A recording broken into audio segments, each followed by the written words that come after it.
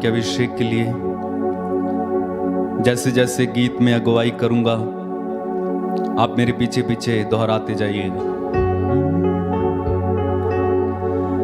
आत्मा से भर दे मुझे, आत्मा से भर दे मुझे, गाएं। आत्मा से भर दे मुझे, आत्मा से भर दे मुझे, आत्मा से भर दे मुझे, आत्मा से भर दे मुझे, आत्मा से भर दे मुझे, दिल की गहराई से आत्मा से भर दे मुझे। जहां भी मैं जाऊं गीत तेरे गाऊं, गाएं।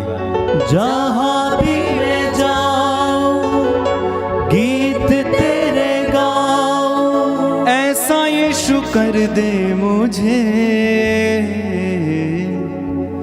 आत्मा से भर दे मुझे, दिल से दिल से दिल से, आत्मा से भर दे मुझे। हर व्यक्ति अपने मुंह से अंगीकार करे और कहे आत्मा से भर दे मुझे, आत्मा से भर दे मुझे।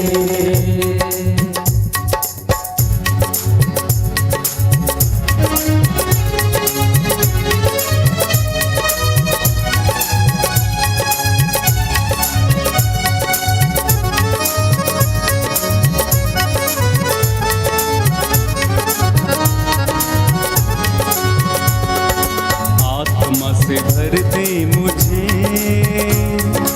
आत्मा से भर दे मुझे, आत्मा से भर दे मुझे, आत्मा से भर दे मुझे। तालियां बजा के आत्मा से भर दे मुझे, आत्मा से भर दे मुझे, आत्मा से भर दे मुझे, आत्मा से भर दे मुझे। जहां भी मैं जाऊं गीत तेरे गाऊं, जहां भी मैं जाऊं गीत तेरे गाऊं, जहां भी मैं जाऊं गीत तेरे गाऊं, जहां भी मैं जाऊं गीत तेरे गाऊं, ऐसा यीशु कर दे मुझे। एक साथ आत्मा से भर दे मुझे, आत्मा से भर दे मुझे, आत्मा से भर दे मुझे, आत्मा से भर दे मुझे। फिर से गाइए आत्मा से भर दे मुझे, आत्मा से भर दे मुझे। जहां भी मैं जाऊं गीत तेरे गाऊं, जहां भी मैं जाऊं गीत तेरे गाऊं, जहां भी मैं जाऊं गीत तेरे गाऊं, जहां भी मैं जाऊं गीत तेरे गाऊं, तू ऐसा यीशु कर दे मुझे, आत्मा से भर दे मुझे। बड़े जोश के साथ ताली बजाते हुए आत्मा से भर दे मुझे, आत्मा से भर दे मुझे। खड़े हो जाइए, खड़े हो जाइए सब आत्मा लोग, से भर दे मुझे, और एक बार खड़े हो जाइए, आत्मा से भर दे मुझे, तालियां बजाते हुए आत्मा से भर दे मुझे। तू ही मुनज्जी मेरा, रोशन है चेहरा तेरा, तू है मुनज्जी मेरा, रोशन है चेहरा तेरा, दे दे नई जिंदगी, सब कुछ बदल दे मेरा, दे दे नई जिंदगी, सब कुछ बदल दे मेरा। जहां भी मैं जाऊं गीत तेरे गाऊं,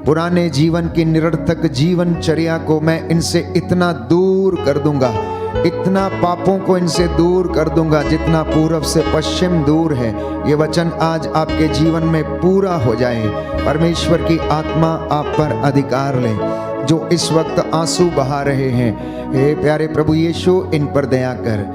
मैं प्रभु तेरे वचन के सामर्थ्य से अंधकार की शक्तियों पर अधिकार लेता हूँ। तंत्र मंत्र, जादू टोने, बहकाने वाली, प्रलोभनकारी, चिंता की आत्मा, सारी दुष्ट शक्तियों पर अधिकार लेता हूँ। इस घर को, इस भवन को तेरे पवित्र लहू से बांधता हूँ। तेरे वचन के द्वारा इन तमाम लोगों को शुद्ध कर, पवित्र कर। Hallelujah, hallelujah. यीशु की स्तुति हो, यीशु की स्तुति हो, यीशु को धन्यवाद। यीशु को धन्यवाद। यिर्मयाह नबी का ग्रंथ, यिर्मयाह नबी का ग्रंथ, अध्याय 18, अध्याय 18, पद संख्या 8। पद संख्या 8। प्रभु ये कहता है, प्रभु ये कहता है, यदि यह राष्ट्र यदि यह राष्ट्र जिसे मैंने चेतावनी दी थी, जिसे मैंने चेतावनी दी थी, पश्चाताप करता है, पश्चाताप करता तो है, मैं उसका विनाश करने का तो मैं उसका विनाश करने का विचार छोड़ देता हूँ। विचार छोड़ देता हूँ। Hallelujah, hallelujah, hallelujah. हालेलुया। प्रभु कहता है, प्रभु कहता है, यिर्मयाह नबी का ग्रंथ, यिर्मयाह नबी का अध्याय ग्रंथ, 26, अध्याय पद 26, संख्या 13। पद संख्या 13। अपना आचरण सुधारो, अपना आचरण सुधारो, अपना आचरण सुधारो, अपना आचरण सुधारो, अपने प्रभु ईश्वर की बात मानो, अपने प्रभु ईश्वर की बात मानो, अपने प्रभु ईश्वर की बात मानो, अपने प्रभु ईश्वर की बात मानो, जिससे उसने जो जो विपत्ति भेजने की धमकी दी है, विपत्ति भेजने की धमकी दी वह है, उसका विचार छोड़ दे। वह उसका विचार छोड़ दे। Hallelujah, hallelujah, hallelujah. हालेलुया। प्रभु यीशु कहता है, प्रभु यीशु कहता है, पश्चाताप का उचित फल उत्पन्न करो, उचित फल उत्पन्न करो। Hallelujah, hallelujah, hallelujah. हालेलुया। प्रभु यीशु कहता है, प्रभु यीशु कहता है, एक पश्चातापी पापी के लिए, एक पश्चातापी पापी के लिए स्वर्ग राज्य में अधिक आनंद मनाया जाएगा, अधिक आनंद मनाया जाएगा। Hallelujah, hallelujah. प्रभु कहता है, प्रभु कहता है, आप लोग पश्चाताप करें आप लोग पश्चाताप करें और ईश्वर के पास लौट कर आ जाएं। और ईश्वर के पास लौट कर आ जाएं। Hallelujah, hallelujah, hallelujah. हालेलुया। जी हाँ प्रियजनों, आज का जो वचन प्रभु ने हमें दिया है, प्रभु आपसे बातें करना चाहता है। प्रार्थना और उपवास, ये दो हथियार हमारे पास ऐसे हैं जिसके द्वारा आप अपने जीवन में आध्यात्मिक सामर्थ्य को बढ़ा सकते हैं। प्रार्थना और उपवास, ये दो हथियार ऐसे हैं जिसके द्वारा आप शैतान का सामना कर सकते हैं। और पाक कलाम अर्थात ईश्वर का वचन, ये वो सामर्थ्य है जिसके पास ये वचन है, उस वचन के सामर्थ्य से वो अंधकार की शक्तियों पर अधिकार ले सकता है अगर वो इस वचन पर विश्वास करता है। इसलिए अफेसियों के पत्र अध्याय 6 पद संख्या 10 और उससे आगे संत पौलुस लिखता है कि हमारी लड़ाई निरे मनुष्यों से नहीं है। जानते हैं आप लोग, हमारी लड़ाई निरे मनुष्यों से नहीं है। सास की लड़ाई बहू से नहीं है, दुष्ट आत्मा से है जो ये लड़ाई पैदा करती है। भाई की लड़ाई भाई से नहीं है, ये उस दुष्ट आत्मा की है जो भाइयों में झगड़ा लगाती है। और ये दुष्ट आत्मा, इसके विषय में प्रभु ये कहता है कि प्रभु उस व्यक्ति से घृणा करता है जो भाइयों में झगड़ा लगाता है। पति पत्नी का सामंजस्य प्रभु को प्रिय है और प्रभु ये चाहता है कि भाइयों का एक साथ रहना प्रभु को पसंद है। तो इसलिए संत पौलुस कहता है शैतान को अवसर ना दें, आप लोग शैतान को अवसर ना दें। काम करने की बात नहीं, प्रभु कहता है उसको मौका ही नहीं देना है। काम तो अलग बात है, एंट्री तो अलग बात है, उसका प्रवेश तो एक अलग चीज है। उसको मौका ही नहीं देना कि आपके घर की दहलीज पर वो कदम तक रख सके। इसलिए प्रभु ने आज ये कहा, मेरे बच्चों से ये कहो कि जो प्रायश्चित इन्होंने किया है उसका ये उचित फल उत्पन्न करें। हम बुधवार को राख लगाकर अपने आप को ये याद दिलाएंगे कि हम कमजोर हैं, हमारा जीवन क्षणभंगुर है और हम मिट्टी के हैं और मिट्टी में मिल जाएंगे। जब माथे पर राख लगाई जाएगी तो इंसान को यह याद दिलाया जाता है, हे मनुष्य, तुम मिट्टी हो और मिट्टी में मिल जाओगे। इस 40 के काल में हम प्रवेश करेंगे। तो इन दिनों में प्यारे भाइयों और बहनों, प्रभु हमें अपने आत्मा को शुद्ध करने का और शरीर को और ज्यादा पवित्र और मजबूत करने का मौका देता है। और इनको करने के लिए प्रार्थना, उपवास, प्रभु का वचन हमारे जीवन में अनिवार्य है। साथ ही साथ पश्चाताप हमारे जीवन में अनिवार्य है, जिसके द्वारा आप अपने जीवन में पवित्रता का अनुभव कर सकते हैं। Hallelujah, hallelujah. हे प्रभु यीशु, हे प्रभु यीशु, आज के वचन के द्वारा मेरे जीवन में चंगाई आ जाए, चंगाई आ जाए, पवित्रता का वरदान मुझे प्रदान कीजिए, हालेलुया, हालेलुया। हे प्रभु यीशु, आने वाले दिनों में संपूर्ण हृदय से मैं प्रायश्चित कर सकूं, उपवास के साथ, प्रार्थना के साथ अपनी आत्मा को मैं दृढ़ कर सकूं। Hallelujah, hallelujah, hallelujah, hallelujah, hallelujah, hallelujah. तो प्रभु का वचन प्यारे भाइयों और बहनों आज हमसे बातें करना चाहता है। और आप में से बहुत सारे लोगों का ये सवाल होगा कि फादर जी, हमने इतने वचन सुने हैं, इतना हमने सुन लिया है, इतनी आशीष हमने ग्रहण कर ली है, तो हम इस आशीष को कैसे बना के रख सकते हैं? How to maintain the anointing, how to maintain blessing in one's life. जिस तरह से घर का साधारण दंपति अपने परिवार के लिए बजट बनाता है, जिससे कि पूरे महीने भर में उसके घर का खर्च बराबर चले, उसको दुख ना हो, उसे कर्जा ना लेना पड़े, वैसे ही हमारे जीवन में आध्यात्मिकता को बनाए रखने के लिए अनॉइंटिंग को मेंटेन करना बहुत जरूरी है। अनॉइंटिंग बहुत लोगों को मिलता है, अभिषेक बहुत लोगों को मिलता है, लेकिन लोग उसे बनाए नहीं रख पाते हैं। लोग उसे बनाए नहीं रख पाते हैं। So it is very difficult first of all to get anointed, और उसके बाद उससे भी ज्यादा डिफिकल्ट ये हो जाता है कि हम उसको बनाए कैसे, मेंटेन कैसे करें।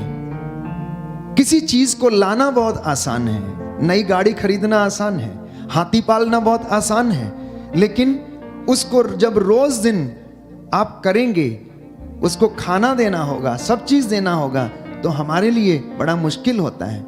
जितनी ज्यादा अनॉइंटिंग उतना ज्यादा सैक्रिफाइस।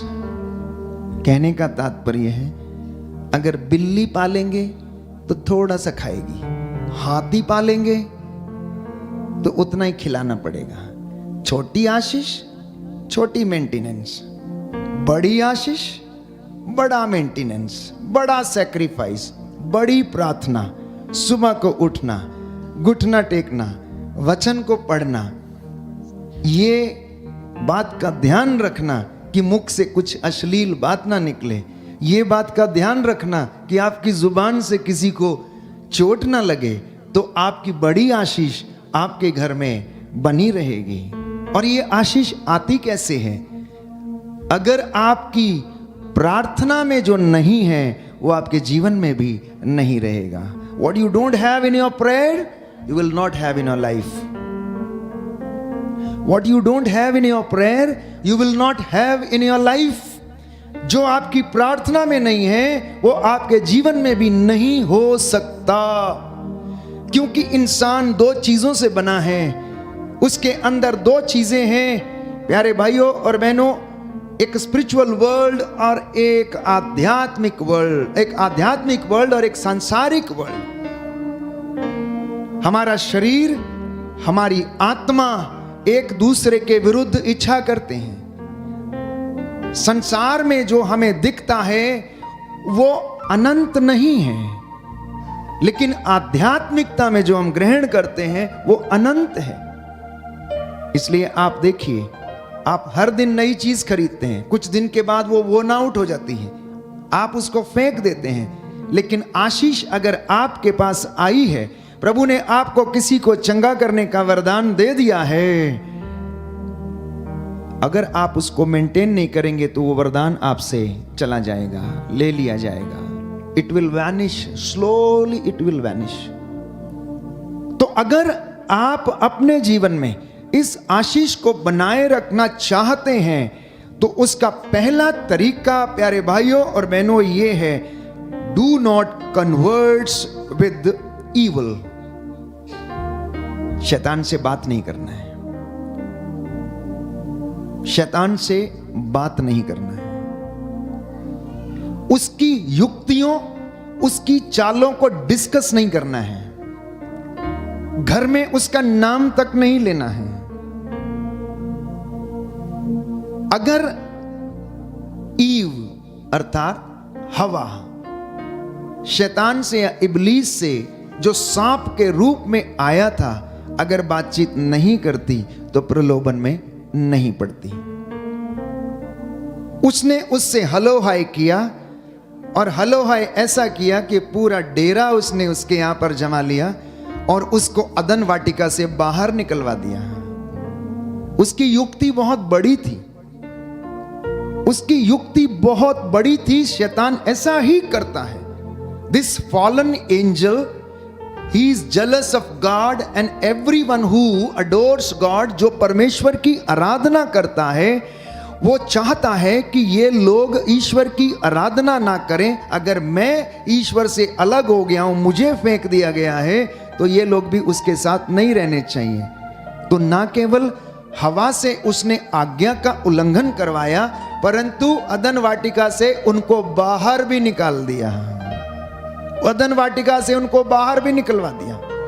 अब परमेश्वर ने उनसे कहा कि आदम, चूंकि तूने ऐसा किया, अब देख तू अपने कमाई, अपने पसीने की कमाई खाएगा। इसलिए आपको मेहनत करना पड़ता है, पसीना बहाना पड़ता है, इसलिए आपको टेंशन लेना पड़ता है। 8 घंटे काम करते हैं तब जाके आपको मेहनत मिलती, मजदूरी मिलती है। स्त्री से उसने कहा, मैं तेरे प्रसव की पीड़ा बढ़ाऊंगा, तेरे प्रसव की वेदना को मैं बढ़ाऊंगा, क्योंकि तूने ऐसा किया है। कहां से शुरू हुआ? Just because of small conversation. Hi, how are you?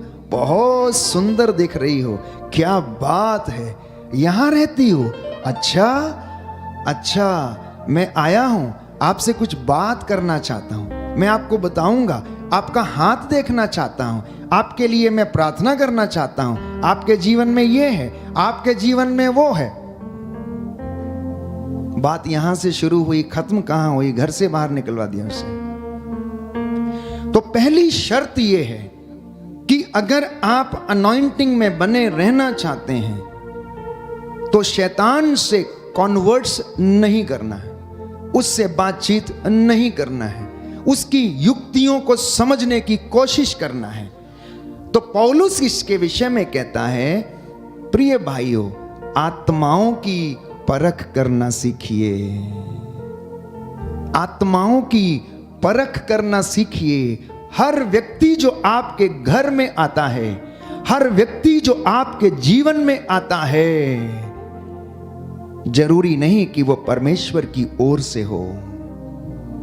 संत पौलुस इसके विषय में स्पष्ट करता है कि अगर आप आत्मा की परख कर लोगे तो आप बच सकते हो। इसलिए प्रियजनों, झूठ का पिता शैतान, जिसके विषय में यीशु मसीह ने योहन के सुसमाचार अध्याय 8 पद संख्या 44 में कहा कि सब कुछ यूं ही चलता है। शैतान क्या करता है? बहकाता है, कोई बात नहीं, चलेगा, अरे ले लो, कर्ज ले लो, चुका देंगे, इंस्टॉलमेंट भर लेंगे, पापा गाड़ी ले लीजिए, काम हो जाएगा, नो प्रॉब्लम। प्रभु ने क्या कहा? जो बिना सोच विचार के अपने शत्रु पर आक्रमण करने के लिए जाता है, बिना अपनी सेना निर्धारित किए हुए, वो क्या करेगा? वो हार जाएगा, वो हार जाएगा। अगर कोई राजा बिना प्लानिंग के अपने शत्रु से लड़ने के लिए जाता है तो वो हार जाएगा। और प्यारे भाइयों और बहनों, प्रभु का वचन हमें यूं ही बताता है कि आप लोग झूठ ना बोलें।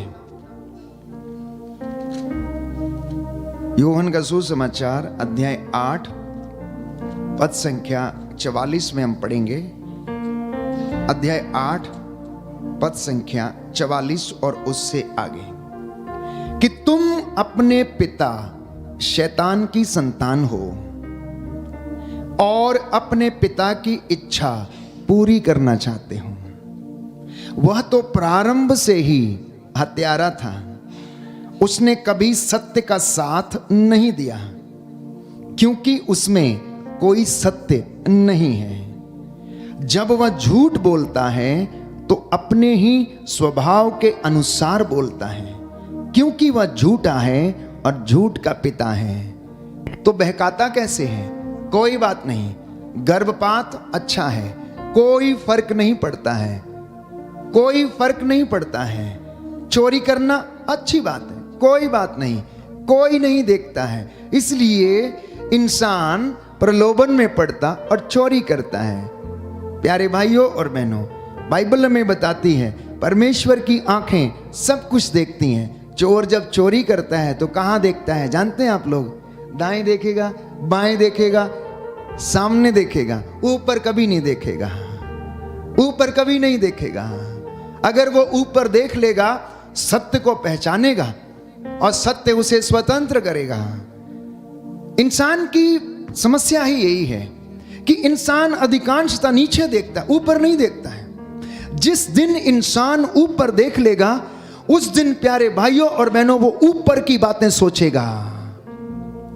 जिस दिन इंसान ऊपर देखेगा, उस दिन वो ऊपर की बातें सीखेगा, देखेगा, अनुभव करेगा। लेकिन जब तक वो नीचे देखेगा, तब तक वो संसार की बातों को देखेगा, उन्हीं को अनुभव करेगा, उन्हीं को सीखेगा, उन्हीं के अनुसार जीवन व्यतीत करेगा। और प्रभु यीशु ने स्पष्ट किया कि तुम लोग सावधान रहो, तुम अपने पिता शैतान की संतान हो। ये बात उन्होंने वचन 42 में हम पढ़ते हैं, ईसा ने यहूदियों से कहा, यदि ईश्वर तुम्हारा पिता होता तो तुम मुझे प्यार करते, क्योंकि मैं ईश्वर से उत्पन्न हुआ हूँ और उसके यहाँ से आया हूँ। मैं अपनी इच्छा से नहीं आया हूँ, मुझे उसी ने भेजा है। तुम मेरी बातें क्यों नहीं समझते? कारण ये है कि तुम मेरी शिक्षा सुन नहीं सकते, क्योंकि वो हृदय को छेदने वाली शिक्षा थी, वो चंगा करने वाली शिक्षा थी, वो फरीसियों और शास्त्रियों के खमीर से सावधान कराने वाली शिक्षा थी, जो अपना ही स्वार्थ के लिए जीवन जीते थे। यीशु के जमाने में वही हकीकत थी जो आज है। गरीबों के ऊपर अत्याचार, समारियों को उनके देशों से अलग कर दिया जाना, शोषितों पर अत्याचार करना, उनके ऊपर बहुत सारे बोझ लादना और उनके देखभाल नहीं करना, विधवाओं का पक्ष नहीं लेना, अत्याचार करना, ये तमाम बातें उनके जीवन में थी। इसलिए प्रभु कहता है कि तुम मेरी बातें इसलिए नहीं समझते क्योंकि तुम ईश्वर की संतान नहीं हो। अगर ईश्वर की संतान तुम लोग होते तो तुम मेरी बात को सुनते। Hallelujah, hallelujah. यीशु की स्तुति हो, यीशु की स्तुति हो, यीशु को धन्यवाद, यीशु को धन्यवाद, यीशु की आराधना हो, यीशु की आराधना यीशु की हो, महिमा हो, यीशु की महिमा यीशु को धन्यवाद, यीशु को हे धन्यवाद। प्रभु यीशु, हे प्रभु यीशु, आपके वचन के द्वारा आपके वचन के मेरे द्वारा जीवन में मेरे जीवन में उद्धार आ जाए, उद्धार आ जाए, शांति आ जाए। शांति आ जाए। Hallelujah, hallelujah, hallelujah. हालेलुया। प्रभु की शिक्षा पर चलना कठिन जरूर है, लेकिन नामुमकिन नहीं है। कठिन जरूर है, नामुमकिन नहीं है, इम्पॉसिबल नहीं है। क्योंकि जितने भी संत हुए जिन्होंने ईश्वर की इच्छा को अपने जीवन में धारण किया, उन्होंने अपने शरीर को चाकुओं से गुदवा लिया, तलवार से अपने सिरों को अलग करवा दिया, आग की भट्टी में उन्हें डाल दिया गया, उन्हें गरम तवे के ऊपर रख दिया गया, उन्हें खौलते हुए तेल में डाल दिया गया और उन्होंने कहा कि मैं अब पक गया हूं, अब मुझे दूसरी तरफ। उसके लिए नामुमकिन नहीं था, वो ऐसा कर गुजरे और उन्हीं के विश्वास के ऊपर कलीसिया की नींव टिकी है। उन्हीं की बदौलत आज आप यहां बैठे हैं और ये कलाम सुन रहे हैं, ये वचन सुन रहे हैं, जो हमें प्रेरित करता है, जो हमें प्रेरित करता है प्यारे भाई और बहनों, जो हमारे विश्वास को जागृत करता है, जो हमें झकझोर देता है। और हम अगर अपने विश्वास की परख करके देखें तो हमें पता चलेगा कि हमारा जीवन कैसा है। आपके जीवन के लिए, आध्यात्मिकता को परखने के लिए, आपकी स्पिरिचुअलिटी को क्रॉस चेक करने के लिए एकमात्र चीज है और वो है बाइबल। एकमात्र चीज है और वो है बाइबल। लोगों से प्रशंसा मत सुनना, लोगों से प्रशंसा मत सुनना। अगर आप वास्तव में अपने आप की प्रशंसा करना चाहते हैं, सुनना चाहते हैं, वचन पढ़ना, आपको खुद पता लग जाएगा कि हम वास्तव में अच्छे हैं या नहीं हैं। So cross check for your spirituality is word of God, nowhere else. क्योंकि इसमें वो चीज है जो दुनिया की किताबों में नहीं है। इसमें वो चीज है जो कि विद्वान और बहुत सारे पढ़े लिखे डिग्री प्राप्त लोग भी नहीं कर पाए। वो आपको रास्ता जरूर दिखाए लेकिन आशीष नहीं दिला पाए, आशीष नहीं दिला पाए। कोई व्यक्ति धर्मशास्त्र का अध्ययन जरूर कर सकता है लेकिन जरूरी नहीं है कि वो अभिषिक्त भी हो जाए और वो आशीषित भी हो जाए। देखिए, नॉलेज एक डिफरेंट चीज है लेकिन अनॉइंटिंग उससे ज्यादा महान है। किसी चीज का ज्ञान रखना एक अलग चीज है लेकिन आशीष को बनाए रखना और अपने जीवन में रखना ये एक विशेष चीज है जिसे केवल और केवल परमेश्वर आपके जीवन में कर सकता है। दुनिया का कोई व्यक्ति ऐसा नहीं कर सकता है। तो अब करना क्या है? पहले मैंने कहा कि शैतान से बातचीत नहीं करनी है। अगर कुछ होता है जीवन में और ऐसा मौका आता है कि कोई व्यक्ति आपको प्रलोभन देता है और ये कहता है कि हम ऐसा करेंगे, तो आप उठ के अलग हो जाइए और उसके रास्ते से आप हट जाइए। आप उसके साथ अगर प्रभु के विषय में बातचीत करना चाहेंगे तो आपकी बात नहीं मानेगा। तो उसके लिए आपको पहले तैयारी करनी है, पहले ग्राउंड तैयार करना है, पहले आपको परमेश्वर के से प्रार्थना करनी उस व्यक्ति के लिए और फिर वचन को बोने का काम करना है। दूसरी बात कि प्रभु के वचन को बोलना, हमारी प्रार्थनाएं अक्सर सुनी नहीं जाती हैं और याकूब इसके विषय में लिखता है क्योंकि हम स्वार्थ के लिए प्रार्थनाएं करते हैं। आज से मैं आपसे गुजारिश करता हूं कि जब भी आप प्रार्थना करेंगे तो परमेश्वर के वचन बोलकर प्रार्थना करना, परमेश्वर का वचन बोलकर याद करके प्रार्थना करना। जब आप चंगाई के लिए प्रार्थना करते हैं तो प्रभु को याद दिलाना कि हे प्रभु, आपका वचन कहता है कि आप रोगशैया पर रोगी का बिस्तर बदलते हैं। इस वचन के द्वारा मैं अधिकार लेते हुए तेरे सामर्थी नाम से प्रार्थना करता हूं कि इस रोगी की हड्डियों में बल आ जाए, इसके टखनों में बल आ जाए। परमेश्वर को याद दिलाना कि परमेश्वर आपने ये कहा, अब ये वचन इसके जीवन में पूरा होने दे। प्रभु यीशु, आपने कहा जो मेरे पास आएगा अंधकार में नहीं भटकेगा। संसार की ज्योति आप हैं, इसलिए हम ज्योति को ग्रहण करने के लिए आए हैं। स्तोत्र संख्या 51, प्रायश्चित करते हुए कि मैं तो प्रभु जन्म से माता के गर्भ से अपराधी हूं, पापी हूं, तू मुझ पर दया कर, तू हृदय की सच्चाई से प्रसन्न होता है, देख मैं तेरे पास आया हूं, मुझ पर दया कर। ये बातें बोलकर प्रार्थना करना प्यारे भाई और आपकी प्रार्थना स्वीकार होगी, वो कबूल होगी। हालेलुया। हालेलुया। हे प्रभु यीशु, हे प्रभु यीशु, आज का ये वचन आज का ये वचन मेरे परिवार में मेरे परिवार में जीवन प्रदान करें। जीवन प्रदान करे। Hallelujah, hallelujah, hallelujah. हालेलुया। अब इन 3 चीजों से मैंने आपको कहा, तो इनको करने के लिए किस चीज की आवश्यकता है? उपवास करने की आवश्यकता है। जैसा कि इन दिनों में 40 के दिनों में हमें यह मौका दिया जाता है कि हम अपने जीवन में इस काम को करके सारे पापों और श्रापों के बंधन तोड़ सकते हैं। तो उपवास और प्रार्थना के कारण इसके द्वारा इंसान पाप से लड़ सकता है, शैतान से लड़ सकता है। उपवास एक ऐसा माध्यम है जिससे कि शैतान डरता है, क्योंकि वो उपवास नहीं कर सकता है। प्रभु यीशु मसीह ने 40 दिन और 40 रात उपवास किया, और यही कारण था कि वो शैतान का सामना करने में समर्थ रहे। पहली बात मैंने कही कि उससे आपने कॉन्वर्ट्स नहीं करना। यीशु ने उससे कॉन्वर्ट्स नहीं किया, बल्कि वचन के द्वारा उसका सामना किया। वचन के द्वारा उसका सामना किया और उससे कहा, लिखा है कि तू अपने परमेश्वर की आराधना कर, उसको छोड़कर किसी दूसरे की आराधना मत कर। उन्होंने अधिकार लेते हुए उसका इस्तेमाल किया। तीसरी बार उन्हें बोला, हट जा शैतान मेरे सामने से। अगर आप उससे पूछेंगे, आप क्यों आए यहां पर, आपको मुझसे क्या?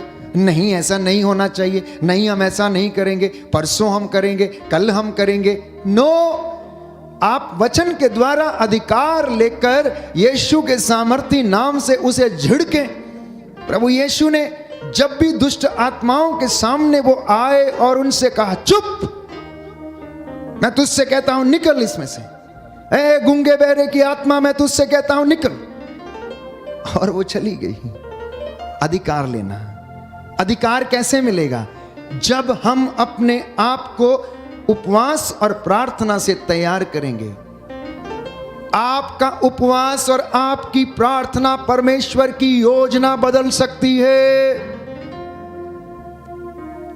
आपकी उपवास और प्रार्थना ईश्वर की योजना बदल सकती है। जैसा कि मैंने आपके लिए वचन पढ़ा कि प्रभु ये कहता है यिर्मयाह नबी का ग्रंथ अध्याय 18 पद संख्या 8 में, यदि यह राष्ट्र जिसे मैंने चेतावनी दी थी, यदि यह राष्ट्र जिसे मैंने चेतावनी दी थी पश्चाताप करता है, तो मैं इसका विनाश करने का विचार छोड़ देता हूं। अब बात नबी योनस के ग्रंथ में निनवे शहर की है, और उसी तरह से इसके विपरीत बात सोदोम और गमोरा की है। दोनों को चेतावनी दी गई थी, लेकिन सोदोम और गमोरा में लोगों ने चेतावनी को स्वीकार नहीं किया, अपना मन नहीं फिराया, प्रायश्चित नहीं किया, प्रार्थना नहीं की, उपवास नहीं किया। परमेश्वर का क्रोध भड़का और उसने उसके ऊपर आग और गंधरस बरसाई और उसको तबाह कर दिया, नष्ट कर दिया। इसके दूसरी ओर निनवे शहर में प्रभु ने अपने दास योनस को भेजा, और योनस ने जब वहां जाकर प्रचार किया, उनको यह कहा, आज से 40 दिन के बाद निनवे शहर नष्ट कर दिया जाएगा, इसलिए आप लोग पश्चाताप करो और अपने माथे पर भस्म रमाकर परमेश्वर के सामने गिड़गिड़ाकर उपवास करो, प्रार्थना करो, जिससे कि परमेश्वर आप लोगों के ऊपर रहम करे। तौबा करना। इसलिए यशायाह नबी अध्याय 30 पद संख्या 15 में लिखता है, जिसे मैं बार बार दोहराता हूं, कि प्रायश्चित और स्वीकृति में तेरा कल्याण है। प्रायश्चित और स्वीकृति में तेरा कल्याण है। निनवे शहर के लोगों ने, यहां तक कि राजा रानी और चौपायों ने, जानवरों ने पूरा उपवास किया। वो राख के ढेर पर माथे पर उन्होंने भस्म रमाकर प्रार्थना किया। हेवन में खलबली मच गई। जैसे इस संसार में लोग छोटे छोटे दिखते हैं, चलते फिरते हैं। जब हम हवाई जहाज में रहते हैं तो कुछ हजारों किलोमीटर हम नीचे जब जाते हैं, देखते हुए लोग ऊपर रहते हैं तो लोगों को नीचे देखते हैं तो कैसे दिखते हैं? कीड़े मकोड़ों के जैसे दिखते हैं। लोग कीड़े मकोड़ों के जैसे दिखते हैं। अगर हम ऊंचाई पर जाते हैं तो ये मिट्टी के शरीर बहुत छोटे दिखते हैं। ऐसी ही फैमिली हेवनली फैमिली है। ऐसी ही फैमिली हेवनली फैमिली है। और उस फैमिली में भी उन स्पिरिट्स को, फरिश्तों को अलग अलग नाम दिए गए हैं, अलग अलग सिंहासन दिए गए हैं। वहां पर केरूबिम हैं, वहां पर एंजल हैं, स्वर्गदूत हैं, महादूत हैं और उनकी श्रेणियां हैं। पिता ईश्वर महान सिंहासन पर विराजमान, प्रभु यीशु उनके दाएं विराजमान, माता मरियम उनके सामने विराजमान, 4 वयोवृद्ध उनके हाथ में जानते हैं क्या है? मेरे हाथ में ये स्टील का इंसेंस वाला बोल रहता है, उनके हाथ में प्रकाशित वाक्य में लिखा है सोने का धूपदान है, सोने का धूपदान। और मैं और आप प्रभु के सामने चले आते हैं फटा पुराना नोट लेके, और कुछ थोड़ा सा दशमांश बड़ी मुश्किल से जेब में से निकलता है और 10 बार देखता है कौन सा वाला नोट उसमें जाना चाहिए। स्वर्ग राज्य में जिसके ऊपर प्रभु का अधिकार है, वहां पर क्या है? सोने का धूप दान लिए हुए 4 वयोवृद्ध कंटिन्यूअस हालेलुया होसाना करते करते आराधना करते रहते हैं। बिकॉज परमेश्वर को स्तुति, आराधना, धूप, आरती ये पसंद है। इसके लिए ही उसने हेवनली सेना को बनाया था। और स्वर्गदूत एक नहीं, करोड़ों की संख्या में हैं और हर एक व्यक्ति के लिए एक स्वर्गदूत निर्धारित किया गया है। प्रभु कहता है मैं अपने दूत को तेरे आगे भेजूंगा। मतलब पर्सनल टॉक है आपके आगे। हम लोग कितने लोग हैं? सबके लिए एक एक स्वर्गदूत है। एक स्वर्गदूत सब जगह नहीं जा सकता ना, सबकी देखभाल नहीं कर सकता, स्वाभाविक सी बात है, कॉमन अंडरस्टैंडिंग है। तो सबके लिए एक स्वर्गदूत है। यीशु ने कहा मेरे पिता के घर में बहुत सारा स्थान है, मैं वहां पर कमरे तैयार करने के लिए जाता हूं, जब तुम आओगे तो वहां रहोगे। सबके लिए एक एक स्वर्गदूत को जिम्मेदारी है। लेकिन यह स्थान किन के लिए? उन लोगों के लिए जिन्होंने अपने वस्त्र परमेश्वर के पुत्र के रक्त के धो लिए हैं, शुद्ध हो गए, पवित्र हो गए, इतराफ के द्वारा, उपवास, प्रार्थना, परहेज के द्वारा। उन लोगों के लिए यह स्थान तैयार किया गया है। क्योंकि वो कहेगा ओ मेरे पिता की कृपा पात्रो, आओ आओ और मेरे आनंद के सहभागी बनो। कहता है तुम मेरी मेज पर बैठोगे, तुम मेरे साथ खाओगे, मैं तुम्हारे साथ बैठूंगा। ये वादा वचन हमें दिलाता है। लेकिन ये पूरा कब होगा?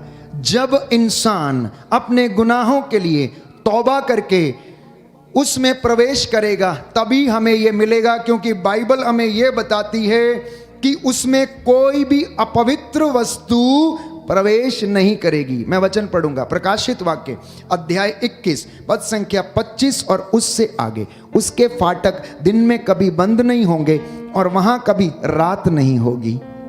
हमारी इस दुनिया में रात है, दिन है, बुराई है, भलाई है। वहां ऐसा कुछ नहीं है। वहां तो महिमा ही महिमा है, वहां तो महिमा ही महिमा है। आगे लिखा है उसमें राष्ट्रों का वैभव और संपत्ति लाई जाएगी, लेकिन उसमें ना तो कोई अपवित्र वस्तु प्रवेश कर पाएगी और ना ही कोई ऐसा व्यक्ति जो घृणित काम करता है या झूठ बोलता है, केवल वही प्रवेश कर पाएंगे जिनके नाम मेमने के जीवन ग्रंथ में लिखे गए हैं। बोलिए आमेन आमेन हालेलुया हालेलुया। हे प्रभु यीशु, हे प्रभु यीशु, मैं विश्वास करता हूँ मैं विश्वास करता हूँ आप मुझे नहीं ठुकराएंगे। आप मुझे नहीं ठुकराएंगे। हालेलुया। हालेलुया। मैं विश्वास करता हूँ मैं विश्वास करता हूँ आपने मेरा नाम आपने मेरा नाम जीवन ग्रंथ में लिखा है। जीवन ग्रंथ में हे लिखा प्रभु यीशु, हे प्रभु मुझे यीशु, इसके लायक बने रहने की मुझे इसके लायक बने कृपा रहने प्रदान कीजिए। की कृपा प्रदान हालेलुया हालेलुया हालेलुया। हालेलुया। तो मैंने कहा कि आपका उपवास, आपकी प्रार्थना, आपका त्याग ईश्वर की योजना को बदल सकता है। निनवे शहर के साथ क्या हुआ? जब हेवनली सेना ने देखा कि निनवे शहर के लोग प्रायश्चित करने लगे और भूखे प्यासे रहकर पुकारने लगे, तो वहां पर खलबली मच गई। पूरे स्वर्ग में वहां पर खलबली ये मची कि निनवे शहर के लोगों को क्या हो गया है।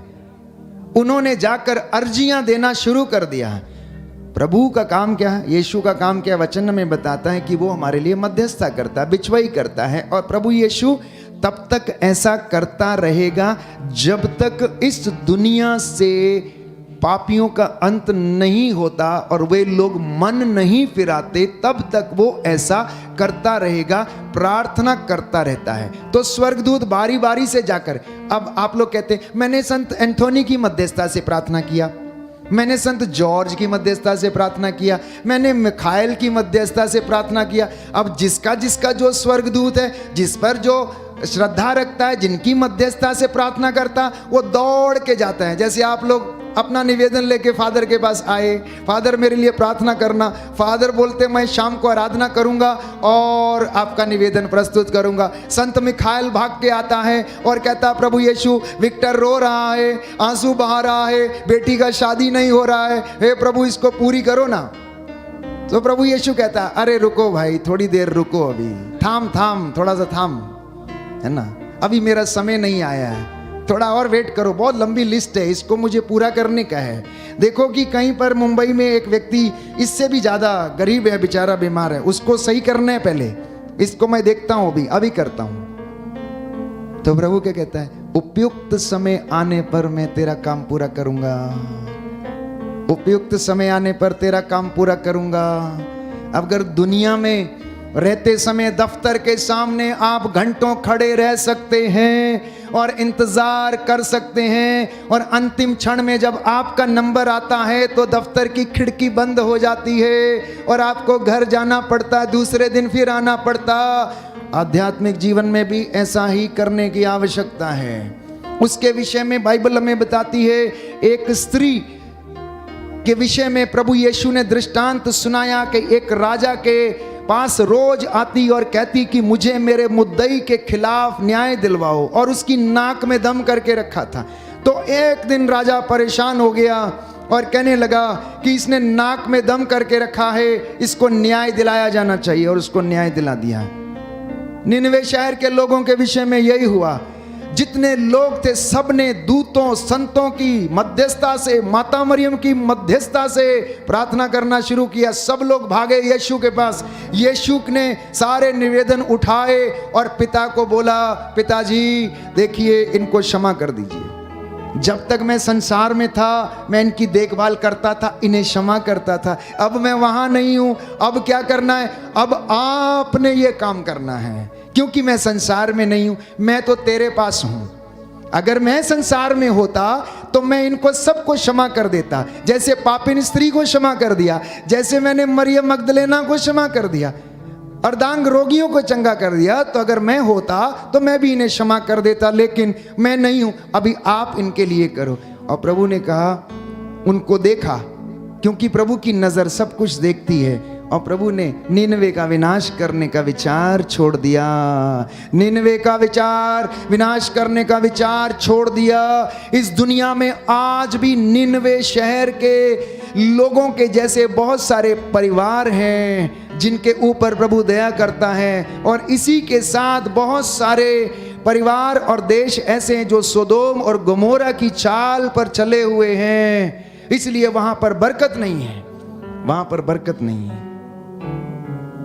प्यारे भाइयों और बहनों, बाइबल की एक एक बात 100 आने खरी और सच्ची है।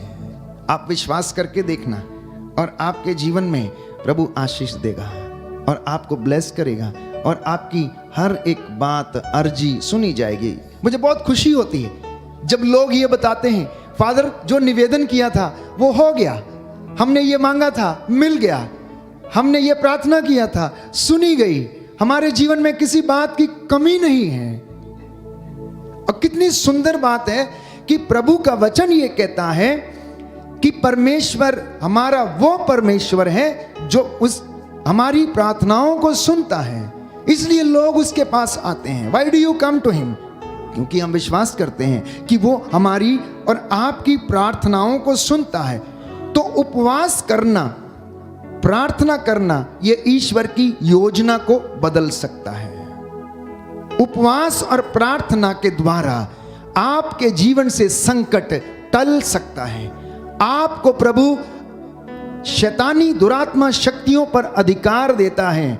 और जब प्रभु के शिष्यों ने पूछा कि हम ये काम नहीं कर पाए, आपने कैसे कर दिया? जब उनके पास एक अबदूत ग्रस्त को लाया गया तो उनके चेले उसको छुटकारा नहीं दिला पाए, उनको छुटकारा नहीं दिला पाए। देखिए, दो चीजें जिसको आप समझने की जरूरत है। आप लोग प्रार्थना कराने के लिए बहुत सारे लोगों के पास जाते हैं, वो आपके सिर पर हाथ रख के प्रार्थना करते हैं, आप शांति महसूस करते हैं, लेकिन डिलीवरेंस नहीं पाते हैं। और ऐसी परिस्थिति में आप उससे आजाद नहीं हो पाते हैं। ये डिलीवरेंस और छुटकारा दिलाने का काम प्रभु अपने चुने हुए और अभिषिक्तों को देता है। और उसने वचन में कहा है कि जिसके लिए तू बंद करेगा उसके लिए हमेशा बंद रहेगा, जिसके लिए तू खोल देगा वो हमेशा के लिए खुला रहेगा। ये बात प्यारे भाइयों और बहनों, यशायाह नबी के ग्रंथ में हम पढ़ते हैं, मैं दाऊद के घराने की कुंजियां उसके हाथों में दूंगा, वो जिसके लिए द्वार बंद कर देगा वो बंद रहेगा और जिसके लिए खोल देगा वो खुला रहेगा। बोलिए आमेन, हालेलुया, हालेलुया। हे प्रभु यीशु, हे प्रभु इस यीशु, वचन के द्वारा मैं अपने जीवन में शांति प्राप्त कर सकूं। मैं विश्वास करता हूं आपने मेरे लिए आशीष के द्वार खोल दिए हैं। Hallelujah, hallelujah, hallelujah, hallelujah. तो प्रियजनों, आज का ये दिन जो प्रभु ने हमें दिया है, हम वचन सुन रहे हैं। पहली बात मैंने आपसे कही, डोंट कॉन्वर्ट्स विद सेटन। बुराई के साथ आप बातचीत ना करें, परमेश्वर की बातों को आप बोलें। तीसरी बात, झूठ ना बोलें। चौथी बात, सत्य का पक्ष लें और सत्य के लिए अपने आप को समर्पित करें, क्योंकि सत्य आपको क्या करेगा? आजाद करेगा। The truth will free you. आपको सत्य स्वतंत्र करेगा, आजाद करेगा। पांचवी बात मैंने आपसे कही, उपवास और प्रार्थना के द्वारा आप अपने जीवन में इस अभिषेक को बनाए रख सकते हैं। छठवीं बात मैंने आपसे कही कि उपवास और प्रार्थना में इतनी ताकत है कि वो ईश्वर की योजनाओं को आपके विषय में बदल सकती है। अब आप कहेंगे कि क्यों परमेश्वर मेरे विषय में गलत योजना बनाता है? नहीं, गलत योजना परमेश्वर नहीं बनाता है। प्रभु ये कहता है, मैं तेरे शब्दों से तेरा न्याय करूंगा, मैं तेरे शब्दों से तेरा न्याय करूंगा। तुम में से कुछ लोग अपने कुकर्मों के कारण बीमार पड़े हुए हो, लेकिन अगर तुम उनसे आजादी पाना चाहते हो तो वो आपको देगा और उसके लिए मेहनत करने की आवश्यकता है। पाप, श्राप और पारिवारिक बंधनों से छुटकारा पाने का एकमात्र उपाय है उपवास, प्रार्थना, वचन का ज्ञान, वचन बोलना, आत्मत्याग करना, प्रायश्चित करना। ये पारिवारिक बंधनों से छुटकारा पाने का एकमात्र उपाय है। क्योंकि हम नहीं जानते कि हमारे परदादाओं ने क्या किया, उनसे क्या गलती हो गई। आप कहेंगे मैं तो ये गलती नहीं किया, मैं तो बहुत उपवास करता हूं, मैं तो प्रार्थना करता हूं, लेकिन बाइबल में बताती है कि विपत्ति पीछा करती है, पाप पीछा करता है। वो हमारे साथ एक तंद के जैसे जुड़ा रहता है, उसको ब्लॉक करना जरूरी है, उसको काटना जरूरी है। और ये काम आप कर सकते हैं। इस काम के लिए थोड़ा मेहनत करना पड़ेगा, आपको त्याग, उपवास, प्रार्थना करना पड़ेगा, जिससे कि परमेश्वर आपको आशीषित करे। क्योंकि बाइबल में बताती है, अगर तुम मेरी आज्ञाओं का पालन नहीं करोगे तो तुम दंड के लायक समझे जाओगे, और अगर आज्ञाओं का पालन करोगे तो 1000 पीढ़ियों तक आपको क्या करेगा? परमेश्वर आशीर्वाद प्रदान करेगा। बोलिए amen, amen, hallelujah, hallelujah, hallelujah, hallelujah, hallelujah. Hallelujah. प्रभु की महिमा के लिए गीत गाएंगे और उसके बाद हम बहन निर्मला की एक छोटी सी गवाही सुनेंगे जो हमारे बीच में है काशीपुर से। प्रभु आपके द्वारा इन तमाम लोगों को प्रेरित करेगा और आशीष प्रदान करेगा।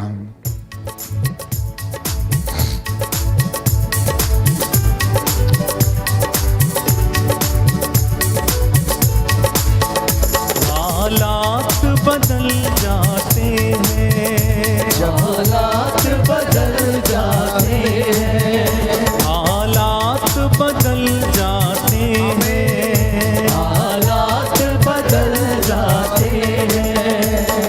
यीशु तेरे आने से, यीशु तेरे आने से, यीशु तेरे आने से, यीशु तेरे आने से हालात बदल जाते हैं, हालात बदल जाते हैं, हालात बदल जाते हैं, हालात बदल जाते हैं। जैरुस की बेटी को यीशु ने जिंदा किया,